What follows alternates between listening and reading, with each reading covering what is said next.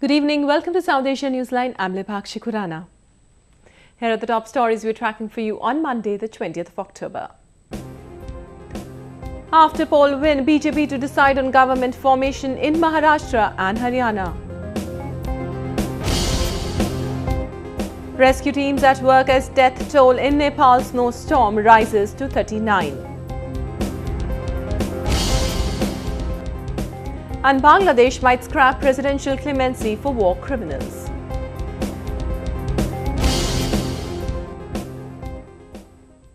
And now for all the details, India's federal ruling Bharatiya Janata Party or BJP is all set to form the governments in Maharashtra and Haryana. The party registered a historic performance in the two provincial election results which were announced on Sunday. With a thumping victory in northern Haryana, the BJP is all set to form the government in the province. The party has a clear edge after winning 47 out of the 90 assembly seats. The Congress party, which was in power for the last two terms, was reduced to a mere 15 seats, while its coalition partner, the Indian National Lok Dal, managed 19 seats. The BJP said the name of the chief minister will be announced on Tuesday. With 123 seats, the BJP emerged as the single largest party in western Maharashtra too. Its former alliance partner, the Shiv Sena, emerged second with 63 seats, while the Congress party was reduced to 42 seats after remaining in power for 3 consecutive terms. Its recently split ally, the Nationalist Congress Party or NCP, which managed only 41 seats, said the party will give outside support to the BJP government. Many in BJP are still waiting to rebuild the 25-year-old alliance with the Shiv Sena. But despite the NCP backing, the BJP said it hasn't made a final call on the coalition partner. As far as Bharatiya Janata Party is concerned, whom will we ally with in Maharashtra is something on which a call has not been taken as yet. Presently, observers have been appointed. The observers will elect the leader of the legislative house, and thereafter any deliberation would take place as to how a stable government will be put in place in Maharashtra. The BJP's impressive performance comes at a time when the federal ruling party had suffered setbacks in the recently held by-elections across the country. It was also seen as a test for Prime Minister Narendra Modi, who led the party campaign in both the provinces. The death toll in the snowstorm that hit the Himalayas in western Nepal rose to 39 by Monday. Several others still remain missing as rescuers widen the search in the disaster that struck the Annapurna region. Rescue teams on a dozen helicopters continue to scan the high-altitude areas of the Himalayan region hit by deadly blizzards last week. The search work in the unreachable spots speeded up after weather conditions improved since 2 days. One of the worst strings of snowstorms and avalanches battered various parts of Nepal's northern Manang district on Wednesday. Those killed also included several foreign nationals, including Canadians, Israelis, Slovaks and Poles, apart from an Indian. Many yak herders also died in the same district, about 100 miles northwest of capital Kathmandu. The survivors, who managed to return home, said it was a disastrous experience. אני הייתי 2 לילות בשטח, לילה אחד קבור כולי בשלג בערך 16 שעות, 15-16 שעות, ועוד לילה נוסף בשטח מחוץ לשלג עד שאחרי בצבא לקחת אותי. The catastrophe also claimed the lives of many local Fupa Sherpas too. The family and kin of those killed, however, still remain hopeful of finding the other Sherpas and locals caught in the snow cover. अभी तो उम्मीद थोड़ा होगा क्योंकि अभी ना वो जो रेस्क्यू टोली जा रहा है वो हेलीकॉप्टर से आर्मी लोग पुलिस लोग सब लोग उधर रेस्क्यू के लिए जा रहा है और शेरपा लोग भी शेरपा रेस्क्यू टोली भी उधर है इसलिए थोड़ा उम्मीद है. The unseasonal blizzards were reportedly brought by the tail end of cyclone Hudhud that struck eastern India last week. The incident was the second major mountain disaster in Nepal this year after an avalanche killed 16 guides on Mount Everest, the world's highest peak, in April. Bangladesh's Awami League government has proposed an amendment in the International War Crimes Tribunal or ICT Act to scrap presidential clemency to war criminals. This comes as the Gono Jagoran Manch stepped up protests seeking death penalty of Jamaat-e-Islami leader Dilawar Hussain Sayyidi. Bangladesh Law Minister Anisul Haq on Sunday said the government is mooting an amendment to the ICT Act. According to the new proposal, the convicted war criminals will not be eligible for presidential clemency. Haq also agreed to consider an amendment to the charter to try the Jamaat-e-Islami, the country's largest religious party. He assured of the amendment to a delegation of the Gonojagaran Manch, or the People's Resurgence Platform of Bangladesh, which held a march to the Law Ministry on Sunday against the commutation of death penalty awarded to Jamaat leader Dilawar Hussain Saidi. Scores of youth activists held a demonstration in capital Dhaka seeking a revision on judgment given for Saidi. We are marching towards Law Ministry of Bangladesh with the demand of review petition of the war criminals Dilawar Hussain Saidi and with the demand of banning Jamaat-e-Islami politics, the war crimes organization in Bangladesh. Here we got a verdict of Dilawar Hussain Saidi that was in appellate division that changed after ICT, International Crimes Tribunal. That's why we have a demand of resettle this verdict. Saidi, the vice president of Jamaat, was in February last year awarded death for committing crimes against humanity during the 1971 Liberation War. The Supreme Court had last month accepted Saidi's plea, thus commuting his punishment to life imprisonment.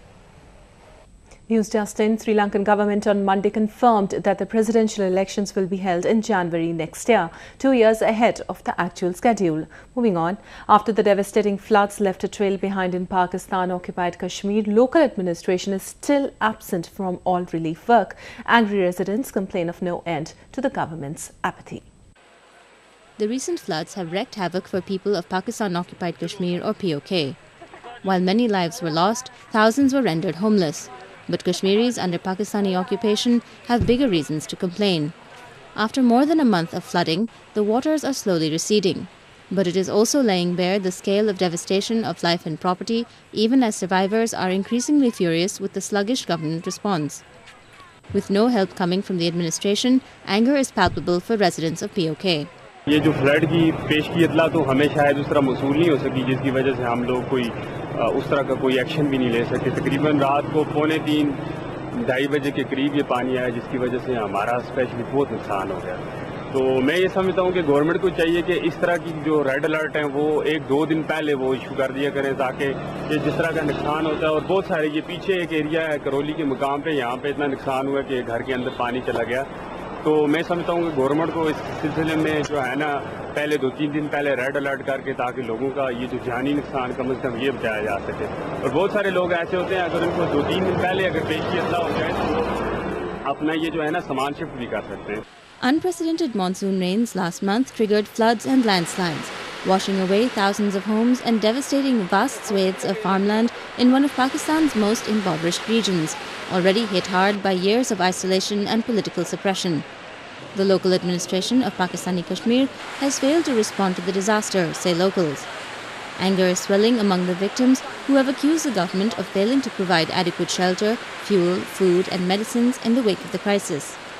दीगर बहुत ज़्यादा नुकसानात हुए हैं और इसके अलावा करीबी आबादी जो रास्ते वगैरह वो भी ख़राब हुए हैं। यानी इस हद तक लोगों के नुकसानात हुए हैं कि लोग उसका हवाला नहीं कर सकते और हम हुकूमत से तवक्को करते हैं कि इस सिलसिले में वो स्टेप ले और लोगों की इमदाद के लिए आगे आए। Much of the aid which came to Pakistan has been cornered by the politically influential sections and provinces instead of Pakistani Kashmir. Turkey and Afghanistan signed strategic agreements paving way for closer trade and investment links between the two countries. This comes ahead of the foreign troop withdrawal from Afghanistan by the end of this year. Turkish President Recep Erdogan held meetings with his Afghan counterpart Ashraf Ghani during his one-day visit to Kabul on Saturday. Both the countries inked pacts in the areas of security, reconstruction, trade and investment. Erdogan said Turkey would stay back alongside other partner countries of the NATO-led mission based in Afghanistan despite the International Security Assistance Force or ISAF coming to an end by December this year. After signing a bilateral strategic cooperation agreement, Ghani said he was confident both countries would cooperate in maintaining stability in the region. Turkey is a partner of Afghanistan for regional peace and stability and for prosperity. It is this multi-pronged relationship that is envisaged in the strategic agreement that we just signed, and we fully intend to implement it. President Erdogan is shown that when he signs something, he intends to implement it. And so do I. Erdogan is the second NATO member country leader to have visited Afghanistan after British Prime Minister David Cameron's trip to the war-torn nation 2 weeks ago. With the stationing of over 400 of its soldiers, Turkey has been supporting Afghanistan in transforming its defense and military since the Taliban regime was toppled in 2001. Turkey is among the largest foreign investors in Afghanistan, with some 260 Turkish companies investing $87 million in the country, according to government reports. A non-governmental organization in Bangladesh has filed a sedition case against Tariq Rahman, son of former Prime Minister Begum Khaleda Zia. This comes after Rahman, the senior vice president of the Bangladesh Nationalist Party or BNP, called the father of the nation, Sheikh Mujibur Rahman, Pak Bandhu. The Bangabandhu Foundation in Bangladesh has filed a sedition complaint against Tariq Rahman for insulting remarks made against Sheikh Mujibur Rahman. According to the complaint, Tariq, addressing a gathering of party supporters in London, called Sheikh Mujibur Pak Bandhu or friend of Pakistan. Sheikh Mujibur Rahman cannot be the father of the nation. He returned to the country with a Pakistani passport. Someone who accepts Pakistani passport even after Bangladesh's independence is a citizen of that country according to law, Tariq reportedly said. The petitioners also accused Tariq and his BNP of deliberate attempts to distort the history of Bangladesh and the role of Sheikh Mujibur in the freedom movement. He had earlier claimed that his father Ziaur Rahman was Bangladesh's first president and that Bangabandhu was an illegal prime minister. Tariq, who was facing criminal proceedings in 14 cases including corruption and violence, had fled Bangladesh in 2007 on medical grounds. He has been living in London ever since. Pakistan Army has said the internally displaced persons or IDPs of the volatile North Waziristan will be allowed to return home soon. Army Chief General Raheel Sharif, who visited the tribal areas to review the ongoing Operation Zarb-e-Azb over the weekend, said the crackdown on the Taliban is decisive. He promised the IDPs that they will be allowed to get back once the areas are cleared of militants. Thousands of people were forced out of their homes ever since the air and land offensive began in mid-June. With the winters approaching and the federal government taking no steps for their rehabilitation, the IDPs had recently threatened to protest in capital Islamabad to push for their demand. After showcasing his prowess with speed on the pitch, cricketing legend Sachin Tendulkar quenched his desire for some more, but on a different turf altogether. Take a look at how he is supporting India's largest rooftop karting arena.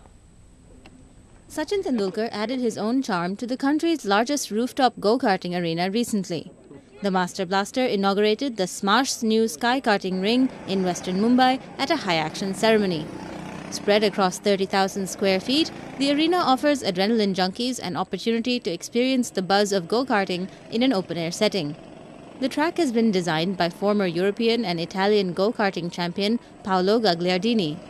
Brand ambassador and stakeholder of Smash, Tendulkar admitted his passion for driving both on and off the field. Coming to karting experience, it's been special. I've always been fond of driving on and off the field. I thought driving on the field was also challenging and off the field is equally challenging. Paolo has made the driving experience here enjoyable.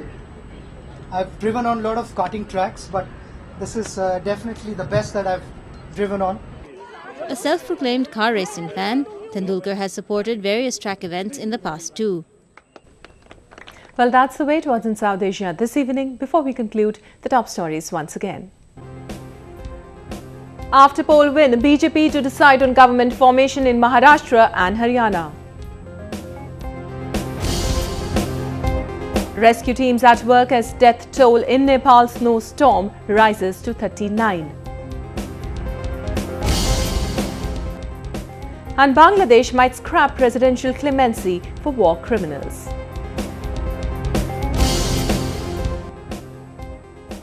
That's all in tonight's edition. We'll see you same time tomorrow. Good night.